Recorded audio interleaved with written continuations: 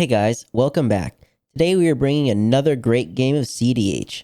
This was an interesting game that shows off what you can do with a whole lot of treasures.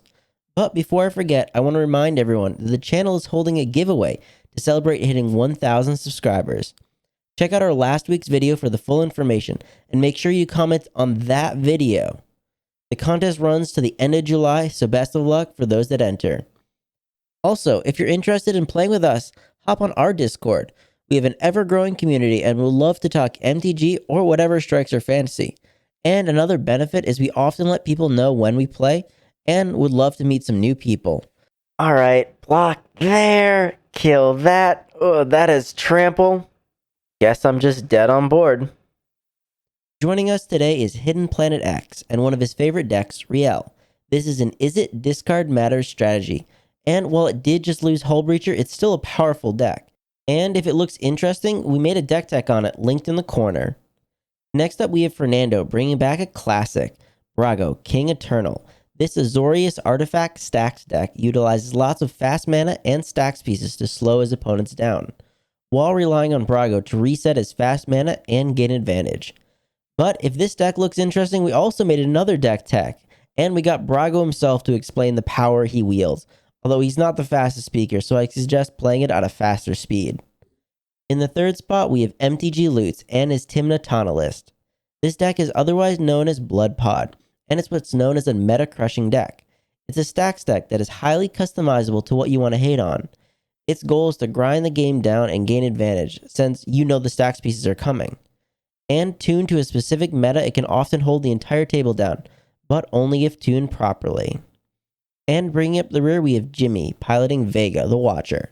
This is blue-white control at its core. The key card in this list is Isochron Scepter. This artifact not only can combo for infinite mana with dramatic reversal, but also can grind insane value, as with Vega, every time he casts something off of it, he gets a draw. But without further ado, let's get on to the gameplay. Pre-game.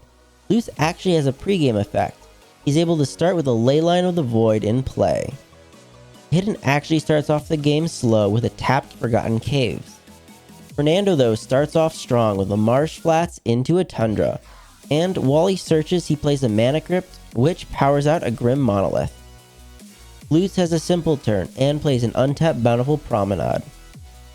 I guess the first turn plays are every other player, as Jimmy has an Ancient Tomb which he uses for an Arcane Signet. Damn, I feel so far behind.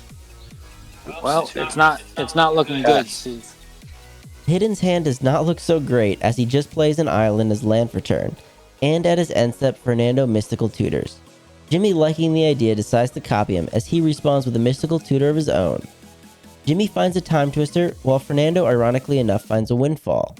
Still in Hidden's end step, seeing the Windfall coming, Lutz takes the opportunity to Nature's Claim Fernando's Mana Crypt. Fernando starts off his turn drawing the Windfall. He plays a Tundra and casts the Windfall. Hidden has a response. He brainstorms in hope of hiding away a few cards, since all cards discarded this way are going to exile instead. Oh, my hand was fucking fire. Not anymore? Yes, I got. Guard fire, dumpster fire. Hidden finishes putting his cards back and everyone discards and draws 7.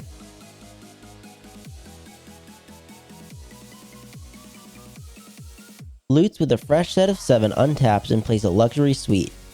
He enchants this suite with a Wild Growth and uses it to cast a Biforce, where X equals 1 to blow up Jimmy's Arcane Signet. Okay, number 1 key to stacks is don't have any cards you can actually play. Jimmy plays out a Mana Crypt of his own and then plays an Island. Still not done, he then plays a Chromox and imprints a Silence. Luckily for the table, Lutz did remove the Signet as Jimmy casts a Smothering Tide, and with the one floating has to pass after that.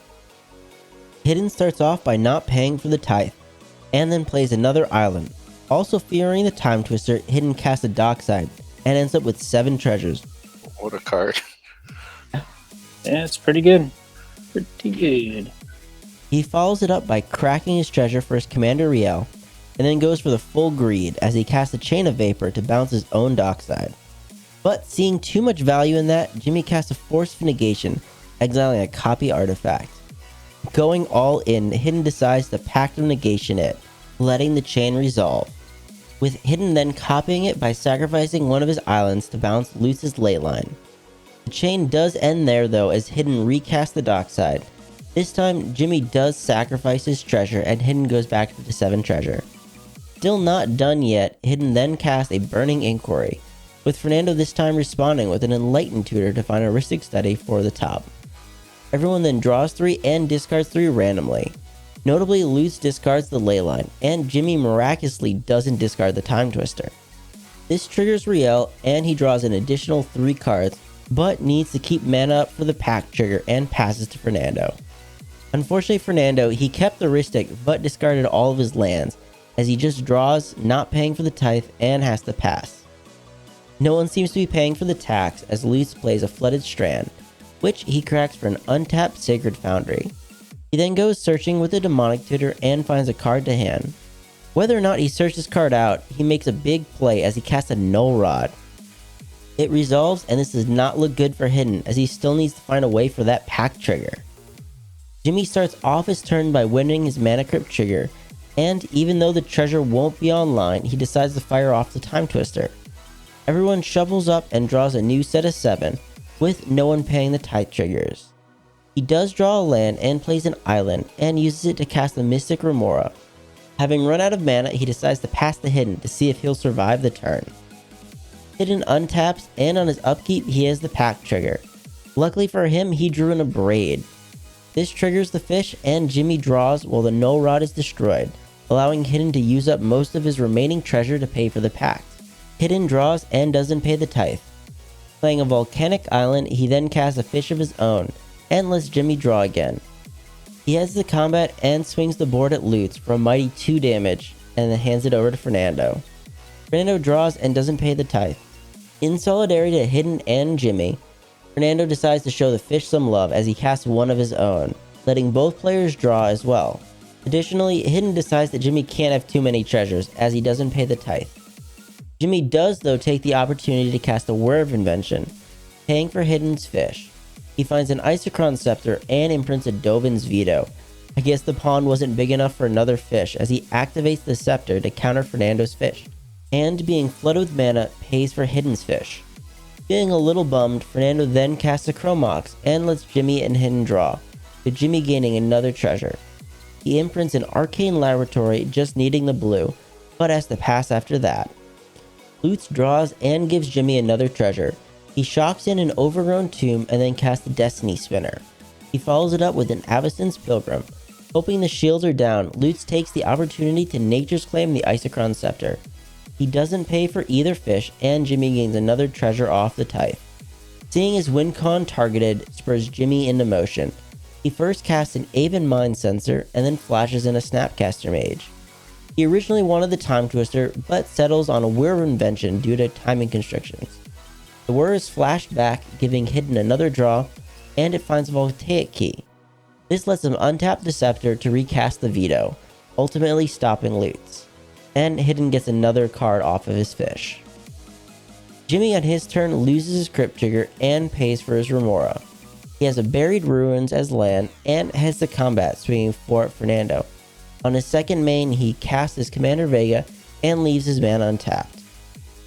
Hidden pays for his fish, but doesn't pay for the Tithe.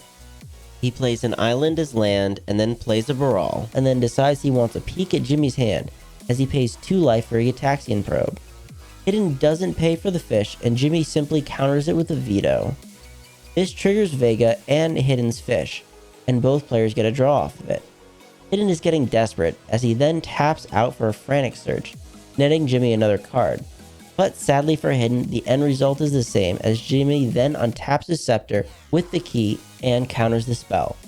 At least Hidden gets another card off of his Mystic Remora as a consolation prize, while Jimmy draws off Vega. Hidden then has to move to discards due to hand size.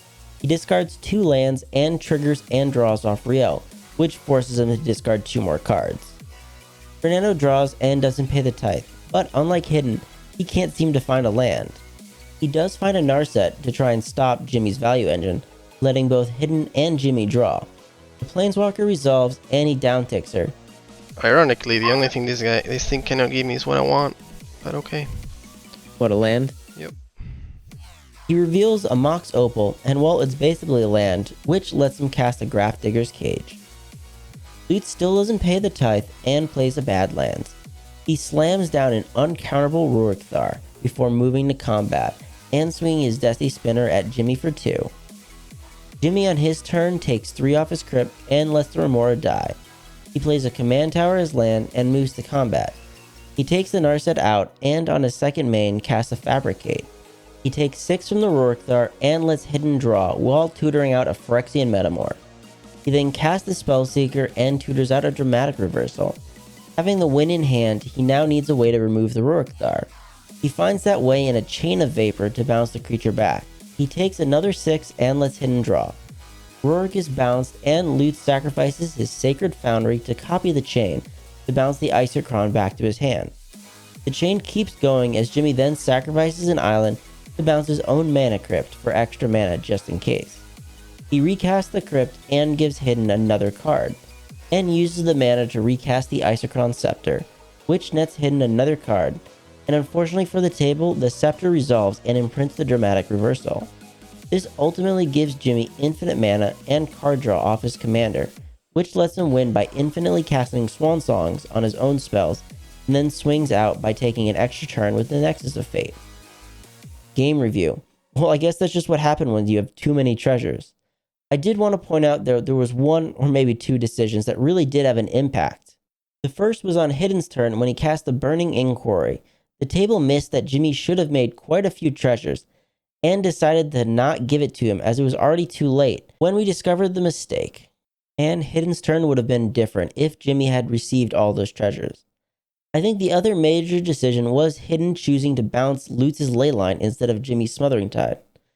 And at the time, Hidden thought the Leyline was preventing him from discarding, so it needed to be removed. But looking back, the Smothering Tide should have been bounced, and hopefully discarded due to the Burning Inquiry.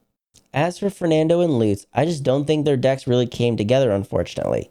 Fernando just couldn't find the mana, and Lutz's hand after the windfall was significantly worse, and they were just never able to really recover to help Hidden enough with dealing with Jimmy. But question for the viewers, can you really have too many treasures? And if you had just as much mana as Jimmy, what would you be casting? Let me know in the comments down below. Hey guys, thanks for making it to the end of the video. I just wanted to let you know that we have a TCG affiliate link, and if you ever see a card you want to try or are inspired to brew something new, use our link when purchasing and we'll receive a small portion of the sale. This is a great way to support the channel, and if you enjoyed the gameplay, please leave a like and subscribe, as it really helps us keep making videos. And remember, never give up, even if you're dead on board. I'll see you guys later.